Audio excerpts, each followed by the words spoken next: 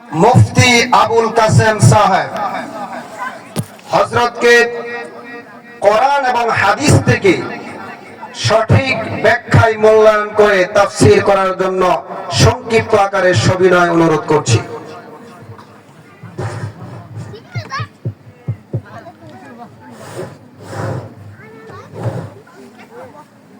আসসালামু আলাইকুম ওয়া রাহমাতুল্লাহি ওয়া বারাকাতুহু। ওয়ালাইকুম আসসালাম ওয়া রাহমাতুল্লাহি ওয়া বারাকাতুহু। আলহামদুলিল্লাহিল্লাযী হাদানা লিল-ইসলাম আল্লাযী নাযালাল কুরআন হুদাল লিন-নাসি ওয়া বায়্যিনাতিন মিনাল হুদা ওয়াল ফুরকান وخلق الإنسان وكرم وعلمه من البيان ما لم يعلم فسبحان الذي لا يحصى امتنانه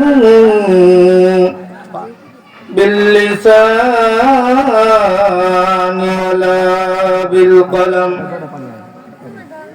ونشهد أن لا إله إلا الله وحده لا شريك له ونشهد أن سيدنا وسندنا وحبيبنا وطبيبنا ومولانا محمدا عبده ورسوله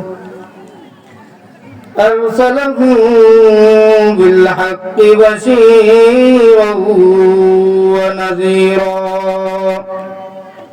وداعيا إلى الله بإذنه وسراجا وقمرا منيرا أما بعد فأعوذ بالله من الشيطان الرجيم بسم الله الرحمن الرحيم الرحمن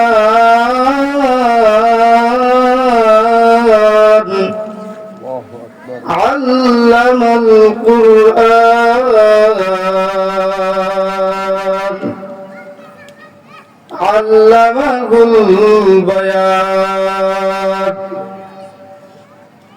وقال النبي صلى الله تعالى عليه السلام خيركم من تعلم القرآن وعلمه أو كما قال عليه الصلاة والسلام صدق الله العلي العظيم وصدق على رسوله النبي الكريم ونحن على ذلك من الشاهدين والشاكرين والحمد لله رب العالمين محمد آخر कुफर को मिटाया कुफर को मिटाकर सदाकत को बताया बलगल उला बिकमालिही खशबत तुजा बिजमालिही हसनत जमीउ खिसालिही सल्लु अलैहि व आलिहि। আলহামদুলিল্লাহ। মধ্যরাঙ্গের গাঁও বাইতুল মামুর জামে মসজিদের উদ্যোগে নবম বার্ষিক তাফসীরুল কোরআন মাহফিল দিগার হযরত উলামায়ে কেরাম মুরব্বিয়ানে আযম আমার সামনে উপবিষ্ট অত্র এলাকার শ্রদ্ধাভাজন মুরব্বিয়ানে আযম যুবক ভাইরা, বিভিন্ন এলাকা থেকে আগত তৌহিদি জনতা, মুহতারাম হাজিরিন, আল্লাহ রাব্বুল আলামিনের পবিত্র কালামুল্লাহ থেকে 27 নম্বর পারার সূরা আর-রহমানের 2-3টা আয়াত তেলাওয়াত করেছি। সংক্ষিপ্ত সময় উক্ত আয়াত আল্লাহ নবী সাল্লাল্লাহু আলাইহি ওয়াসাল্লামের অসংখ্য অগণিত হাদিস থেকে একটি হাদিস পাঠ করেছি। কোরআন এবং হাদিসের আলোকে সংক্ষিপ্ত কয়েকটি কথা বলার তৌফিক চাই। আল্লাহ পাক রব্বুল আলামিন যেন আমাকে তৌফিক দান করেন। ওয়া মা তাওফীক ইল্লা বিল্লাহ। মুহতারাম হাজিরিন, আল্লাহ রাব্বুল আলামিনের নিকট সর্বপ্রথম আমরা শুকরিয়া আদায় করি যে মহান রব্বুল আলামিন আপনাকে আমাকে যাচাই করে বাছাই করে আসরের পূর্ব মুহূর্ত এমন একটি জায়গা ছিল, যে জায়গাটা একটি ক্ষেত ছিল, কিন্তু যে সময় থেকে ওই জায়গার মধ্যে মাহফিলের প্যান্ডেলের আয়োজন করা হয়েছে, যখন থেকে ওই স্টেজ থেকে কোরআনের আলোচনা শুরু হয়েছে, যখন থেকে কোরআনের তেলাওয়াত শুরু হয়েছে, তখন থেকে ওইটা আর ক্ষেত নয়, সাময়িকের জন্য এটা দুনিয়ার জন্য জান্নাতের বাগান হয়ে গেছে। সুবহানাল্লাহ।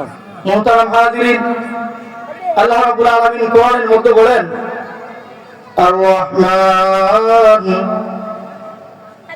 আর-রহমান হলো আল্লাহ রাব্বুল আলামিনের একটি নাম, 99 নামের একটি নাম, যেই নামের অর্থ হলো অতিশয় দয়ালু, অতিশয় মেহেরবান, যিনি দয়াময়।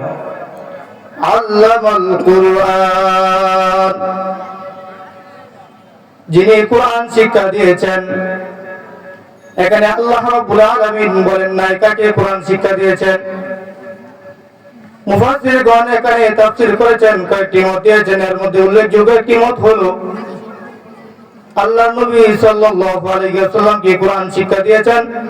তার মধ্যস্থতায় পুরো পৃথিবী কিয়ামত পর্যন্ত যত মানুষ আসবে সমস্ত মানুষকে কোরআন শিক্ষা করার ব্যবস্থা করে দিয়েছেন, কোরআন শিক্ষার বাক শক্তি দিয়েছেন। তাহলে আজকে আমার সংক্ষিপ্ত আলোচনার মধ্যে যে আল্লামাল কোরআন, এই আয়াতকে সামনে নিয়ে 2-4টা কথা বলবো ইনশাআল্লাহ। মুহতারাম হাজিরিন, আল্লামাল কোরআন, আল্লাহ তাআলা কোরআন শিক্ষা দিয়েছেন। আপনাকে আমাকে আগে জানতে হবে সেই কোরআনটা কি। কোরআনের পরিচয় আপনাকে আমাকে জানতে হবে। কোরআনের পরিচয় জানার জন্য দুনিয়ার অন্য কোনো কিতাবে যেতে হবে না। আল্লাহ রাব্বুল আলামিন যে কোরআন নাযিল করেছেন, ওই কোরআনের মধ্যে যদি আপনি আমি চিন্তা করি, আপনি আমি রিসার্চ করি, তাহলে আমরা ওই কোরআনের মধ্যে পেয়ে যাই যে আল্লাহ রাব্বুল আলামিন আমাদেরকে যে কোরআনের পরিচয় কোরআনের মধ্যে দিয়েছেন। আপনি যদি কোরআনকে জিজ্ঞাসা করেন, ও কোরআন বলো যে তোমার নাম কি, কোরআন বলবে বল হুয়া কোরআনুম মাজিদ। এই কোরআনের নাম হলো কোরআনুম মাজিদ, এটাকে আমরা কোরআন শরীফ, কোরআন মাজিদ বলে থাকি। এখন কোরআনকে যদি আপনি জিজ্ঞাসা করেন, ও কোরআন বলো তুমি তো এক সময় দুনিয়ায় ছিলে না, দুনিয়ায় আসার আগে তোমার অবস্থান কোথায় ছিল, তুমি কোথা থেকে চলে আসলে দুনিয়ায়, তখন কোরআন আপনাকে বলবে ফি লাউহিন মাহফুজ। যে কোরআন দুনিয়ায় আসার আগে ছিল লাউহে মাহফুজের মধ্যে সংরক্ষণ ছিল। ওইখান থেকে আল্লাহ নবী সাল্লাল্লাহু আলাইহি ওয়াসাল্লামের উপর 63 বছরের জিন্দেগিতে অল্প অল্প কিঞ্চিত পরিমাণ করে, কখনো এক আয়াত, কখনো 2 আয়াত, কখনো 1 সূরা 2 সূরা, এরকম ভাবে 63 বছরের জিন্দেগিতে এভাবে আল্লাহ তাআলা সময়োপযোগী করে দরকার সময় মনে করে তখন এক একটি করে আয়াত, এক একটি করে সূরা নাযিল করেছেন। এখন যদি আপনি জিজ্ঞাসা করেন ওই কোরআন কার পক্ষ থেকে এসেছে কোরআন, তখন আপনাকে লা শাক্কা জবাব দেয় তানজিলুম মির রাব্বিল আলামিন। কোরআন এসেছে, নাযিল হয়েছে রব্বিল আলামিন, যিনি জগৎ সমূহের প্রতিপালক, তার পক্ষ থেকে এই কোরআন নাযিল হয়েছে। মুহতারাম হাজিরিন, এখন আপনি যদি জিজ্ঞাসা করেন ও কোরআন বলো তুমি আল্লাহর পক্ষ থেকে নাজিল হয়েছো, ঠিক আছে, সরাসরি তো আল্লাহ তাআলা এই কোরআন নাজিল করেন নাই, তো কার মাধ্যমে এই কোরআন দুনিয়াতে নাজিল করেছেন? তখন কোরআন আপনাকে জবাব দেয়, আমাদেরকে জবাব দেয় যে নাযালা বিহির রূহুল আমিন, অর্থাৎ রূহুল আমিনের মাধ্যমে এই কোরআন দুনিয়াতে নাজিল করেছেন। রূহুল আমিনকে বলা হয় হযরত জিবরাইল আলাইহিস সালাম। এখন আপনি যদি জিজ্ঞাসা করেন ও কোরআন বলো, জিবরাইল আলাইহিস সালাম তোমাকে নিয়ে আসছে, বলো কথা, কিন্তু দুনিয়ায় কার উপরে আসছো, কার কাছে আসছো? তখন কোরআন আপনাকে জবাব দিবে নুজিলা আলা মুহাম্মদ, কোরআন নাজিল হয়েছে আমাদের প্রিয় নবী হযরত মুহাম্মদুর রাসূলুল্লাহ সাল্লাল্লাহু আলাইহি ওয়াসাল্লামের উপর। মুহতারাম হাজিরিন, এখন যদি আপনি আবার কোরআনকে জিজ্ঞাসা করেন ও কোরআন বলো, তুমি মুহাম্মদ সাল্লাল্লাহু আলাইহি ওয়াসাল্লাম নাজিল হয়েছে, বলা কথা, এখন বলো তুমি কোন সময় নাজিল হয়েছ? তখন কোরআন আপনাকে জবাব দেয়, আমাকে জবাব দেয় শাহরু রমাদানাল্লাযী উনজিলা ফীহিল কুরআন। কোরআন নাজিল হয়েছে কখন? কোরআন নাজিল হয়েছে রমজান মাস, যে রমজান মাসে আল্লাহ রাব্বুল আলামিন কোরআন নাজিল করেছেন, অবতীর্ণ করেছেন। এখন যদি আপনি কোরআনকে বলেন ও কোরআন বলো, রমজান মাস তো বুঝলাম, রমজানের 1 থেকে 30 দিন পর্যন্ত, পুরো একটি 30 দিন মিলে হয় 1 মাস, তো রমজান মাসের কোন দিন তুমি নাজিল হয়েছ? তখন কোরআন আপনাকে জবাব দেয় ইন্না আনজালনাহু ফি লাইলাতিল কদর, যে কোরআন আপনাকে জবাব দেয়, আল্লাহ তাআলা বলেন ইন্না আনজালনা, আমি নাজিল করেছি, আমি অবতীর্ণ করেছি এই কোরআনকে ফি লাইলাতুল কদর, লাইলাতুল কদর রাতে। এখন লাইলাতুল কদর কোন সময়?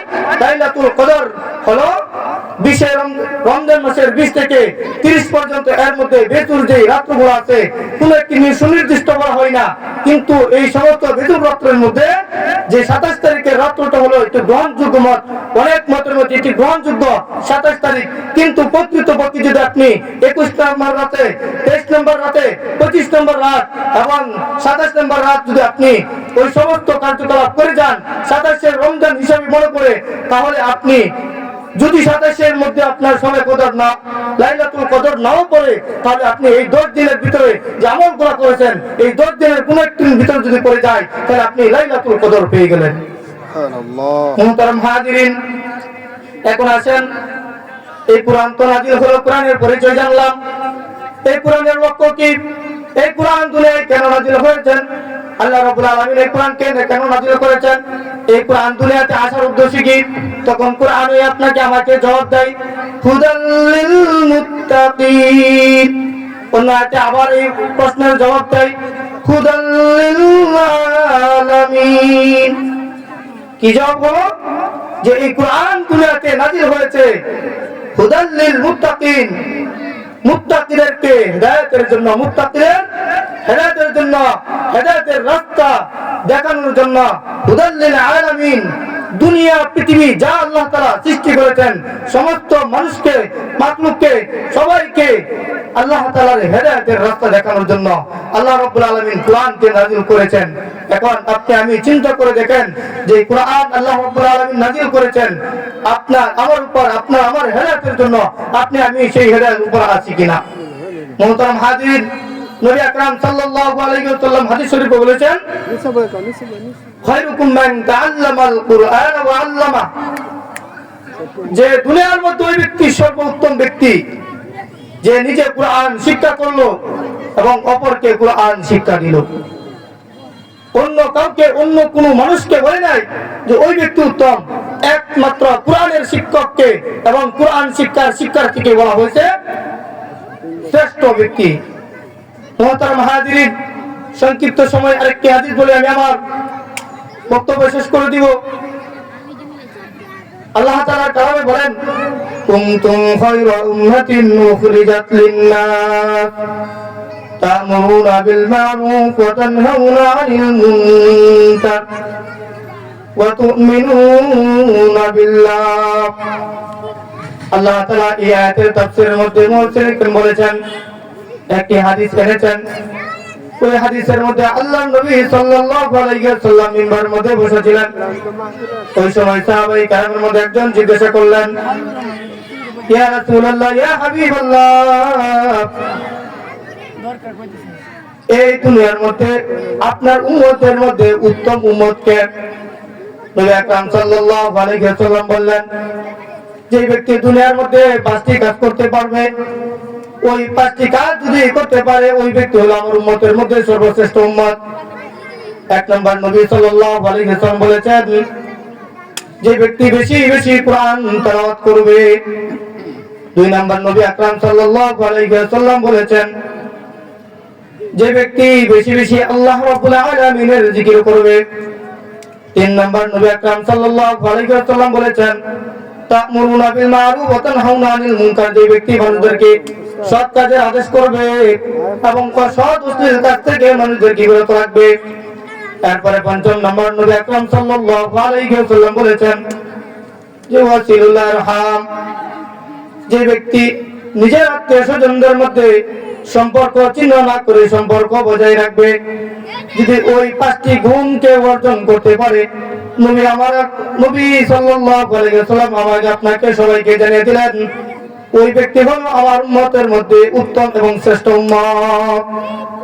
মুহতারাম হাজিরিন, যে সংক্ষিপ্ত সময়ে যে কয়েকটা আলোচনা করলাম, আল্লাহ রাব্বুল আলামিন যেন আমাকে আপনাকে এই কথাগুলোর উপর আমল করতে পারে সেই তৌফিক দান